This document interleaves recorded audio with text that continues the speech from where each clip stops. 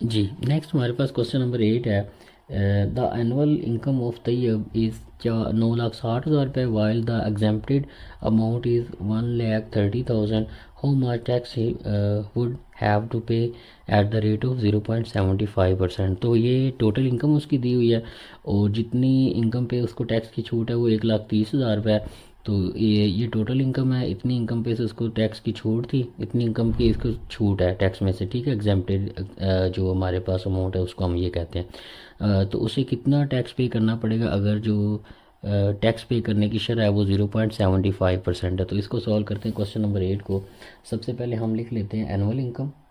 Question number 8, annual income वो हमारे पास आई है 9,60,000। एग्जेम्प्टेड जो EXE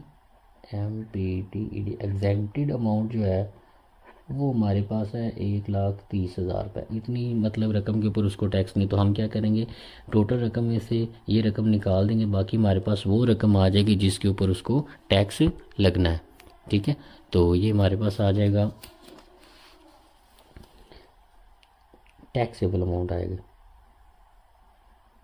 टैक्सेबल अमाउंट वो हमारे पास क्या बनेगी, 9,60,000 माइनस 1,30,000। तो ये हमारे पास आ जाएगी 8,30,000 रुपये।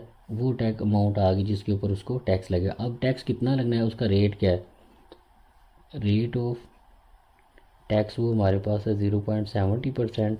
और टैक्स का जो रेट है, टैक्स अमाउंट हमारे पास क्या बनेगी, टैक्स अमाउंट हम क्या करेंगे, इस रेट को इससे मल्टीप्लाई करवाएंगे, 830,000 मल्टीप्लाई बाय 0.75%। तो ये हमारे पास आ जाएगा 830, इसको करेंगे तो ये हमारे पास 75 बन जाएगा और नीचे 100 आ जाएगा, ठीक है। तो यहाँ पे हमारे पास इसको सॉल्व करेंगे तो हमारे पास आ जाएगा, हम यहाँ पे परसेंटेज जो है इसको भी करेंगे तो ये 1/100 इसका भी आ जाएगा, इस परसेंटेज सिंबल का। तो इस पूरे को जब आप सॉल्व करेंगे तो इसका आंसर जो है हमारे पास 6,225। तो ये वाली जो अमाउंट है उसे जो है टैक्स के तौर पे करनी पड़ेगी।